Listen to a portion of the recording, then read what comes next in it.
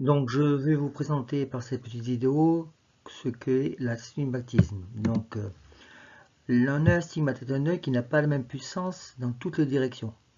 Donc, en fait, pour résumer, je vous laisserai le temps de relire la vidéo et de relire votre cours si vous le souhaitez. Donc, pour résumer, un œil astigmate peut être astigmate pour deux raisons. Soit sa cornée est astigmate, on appelle ça l'astigmatisme cornéen, c'est-à-dire que la surface de la cornée n'est pas sphérique, mais elle a deux rayons perpendiculaires différents, un peu comme un ballon de rugby. Soit c'est le cristallin qui est astigmate, donc un cristallin qui n'est pas sphérique. Dans tous les cas, l'astigmatisme total est égal à l'astigmatisme cornéen plus l'astigmatisme interne. Sur le petit schéma, on revoit exactement où se situe la cornée et le cristallin. On va définir un axe d'astigmatisme, c'est-à-dire un axe du défaut. Pour cela, on va utiliser les degrés Tabot.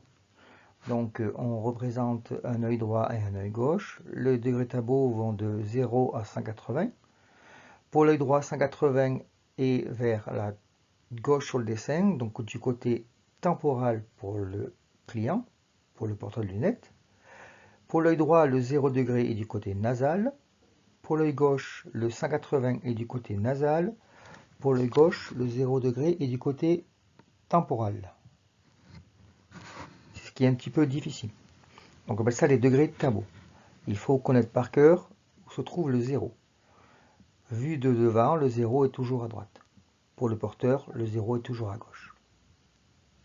Moi, je vous conseille de vous rappeler 1800-1800, qui permet facilement de se rappeler sur un schéma que le 180 est à 0 et que le 0 est à droite. L'astigmatisme est dû en fait à deux rayons différents, à deux puissances différentes de l'œil, donc ce qui fait qu'on va obtenir deux puissances différentes de l'œil, deux réfractions axiales principales différentes de l'œil, donc deux rémotums différents. Donc nous avons donc 5 catégories d'astigmatisme qu'il faut connaître.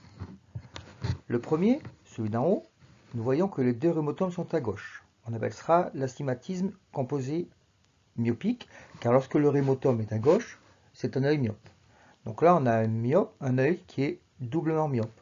Suivant deux méridiens perpendiculaires, l'œil a deux réfractions axiales principales myopes, donc composé myopique. Le deuxième en partant du haut, on voit que R1 est à l'infini, car lorsque le rémotum est à l'infini, c'est un œil hémétrope.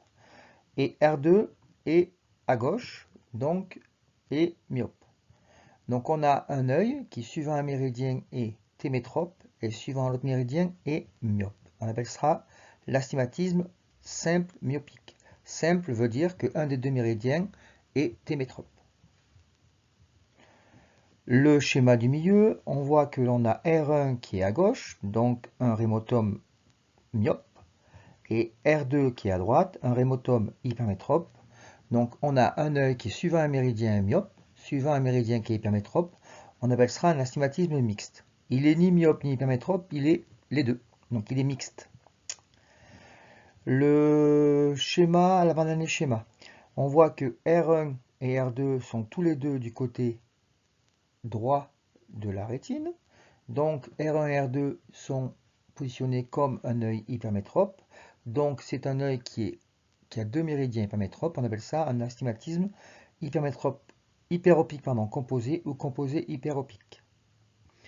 Dernier cas à connaître, le schéma du bas. On a R1 qui est à l'infini. Lorsque le rémotum est à l'infini, ça correspond à un œil hémétrope. On a R2 qui est en position hypermétrope. Donc on a un astigmatisme hyperopique simple. Voilà les 5 types d'astigmatisme qui existent.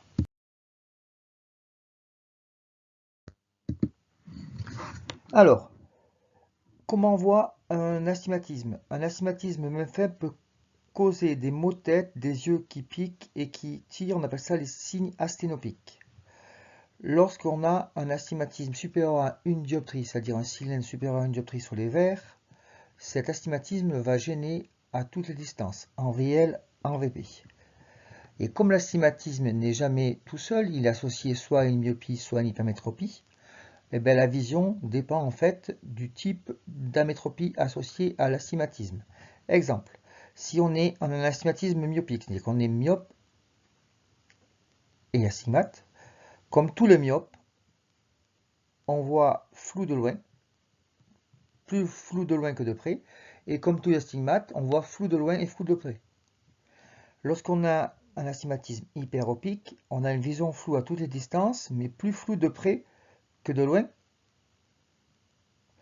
ou flou identique de près et de loin si on est un sujet jeune qui peut accommoder.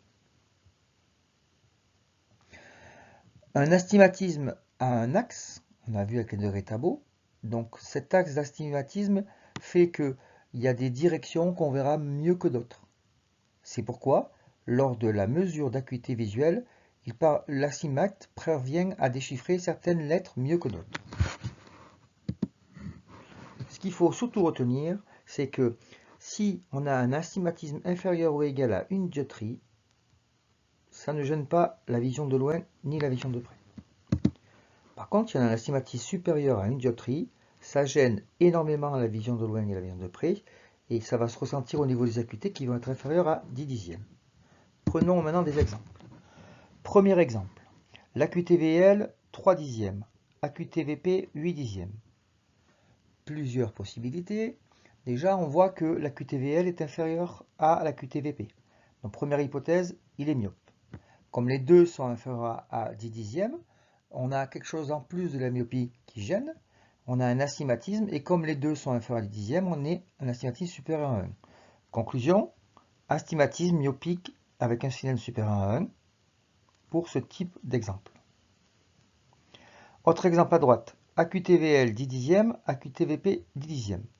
Tout va très bien, mais on a quand même plusieurs suppositions. Premier cas, hémétrope, quelqu'un qui n'a aucun défaut visuel. Deuxième cas, hypermétrope, quelqu'un qui aura accommodé pouvoir de loin et qui aura accommodé pouvoir de près. C'est possible si son pouvoir accommodatif est élevé, autant dire s'il est jeune. Et puis troisième possibilité qu'on oublie souvent, il peut avoir un astigmatisme hyperopique avec un cylindre inférieur à 1, le cylindre ne le gênant pas du tout. Troisième cas, AQTVL 10 dixièmes, ce qui est bien. AQTVP 1 dixième. Ça peut être un hypermétrope avec soit une hypermétropie forte, soit un âge élevé. Autre possibilité, ça peut être un astigmate hypermétropique avec un cylindre inférieur à 1, puisqu'on voit que l'astigmatisme n'intervient pas du tout sur la baisse d'acuité. Quatrième cas, AQTVL 5 dixièmes, AQTVP 2 dixièmes. Est-ce que les acuités sont bonnes? Non, les acuités sont mauvaises en VA et en VP. Donc déjà, on peut être sûr que ça provient d'un astigmatisme avec un cylindre supérieur à 1. Ensuite, on compare les AQTV et les VP. Laquelle est la meilleure? La VL. Quand la QTVL est meilleure que la QTVP, c'est un hypermétrope. Donc conclusion, astigmatisme hypermétropique avec cylindre inférieur à 1. Cinquième cas, et on s'arrêtera là parce que le sixième, on verra plus tard. La QTVL 5 dixièmes, la QTVP 5 dixièmes. Qu'est-ce qu'on peut remarquer? Est-ce que les acuités sont bonnes? Non. Donc on a un astigmatisme avec un cylindre supérieur à 1. Et laquelle est meilleure? Aucune des deux. Donc on a affaire à un hypermétrope. Donc un astigmatisme hypermétropique avec un cylindre supérieur à 1. Je vous propose d'arrêter la vidéo et de lire le cours si vous le souhaitez. Dans tous les cas, j'ai fait un petit résumé avec un exemple à côté. Voilà l'exemple. Soit un verre de puissance -2, -1 à 12 degrés. Donc comment on lit cette ordonnance en vert? -2 s'appelle la sphère. -1 s'appelle le cylindre. Ici c'est un cylindre négatif parce qu'il y a un moins de vent. Et 12 s'appelle l'axe d'astigmatisme.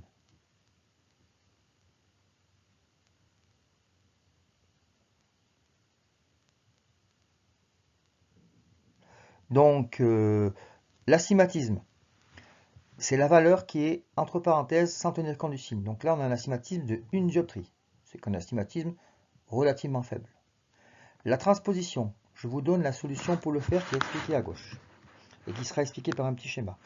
Première étape, je remplace le moins par un plus. Donc au lieu de marquer moins 1, je marque plus 1. Deuxième étape, on sait que les méridiens entre eux sont perpendiculaires. Donc je rajoute 90 au 12 degrés. 102 degrés. Petite remarque, on n'a pas le droit de dépasser 180 degrés. Donc si je dépasse 180 degrés dans le résultat final, au lieu de rajouter 90, j'enlève moins 90 qui revient exactement au même. Et pour trouver le chiffre de devant, j'additionne les deux premiers. Moins 2, moins 1, ça fait moins 3. Donc, on peut écrire de deux façons ce vers, soit en cylindre moins, moins 2, moins 1, 12 degrés, soit en cylindre plus, moins 3 plus 1, 102 degrés. On regarde les deux valeurs qui sont devant, moins 2 et moins 3, donc nous avons affaire à un œil qui a un astigmatisme composé myopique. Les deux valeurs sont moins, donc c'est un composé myopique. Le verre aura deux sphères divergentes. Une sphère de moins 2 à 12 degrés, une sphère de moins 3 à 102 degrés. Donc voilà un petit schéma qui explique comment j'ai fait. Si vous voulez le lire, vous arrêtez la vidéo. Comment on reconnaît un verre pour quelqu'un qui est astigmate? Alors on ne dit pas un verre astigmate, on appelle ça un verre torique. Un verre compensateur torique. Déjà, l'épaisseur au bord ne sera pas constante. Elle sera plus épais suivant une direction, qu'on appelle l'axe plus, ou l'axe positif, et plus fine suivant une autre direction, qui s'appelle l'axe moins. On aura un effet déformant. Le verre restera convergent ou divergent, mais un trait horizontal sera incliné. Et lorsqu'on fait tourner le verre sur lui-même, on a un effet pendulaire, c'est-à-dire que l'image, elle tourne. Ce qui n'est pas le cas d'un verre sphérique. Donc on appelle ça un verre torique. On va finir par un exemple, enfin plutôt deux exemples, soit un verre, plus 4, 5, moins 2, 125. Donnez la transposition en cylindre plus de ce verre. Si vous souhaitez faire l'exercice tout seul, arrêtez la vidéo.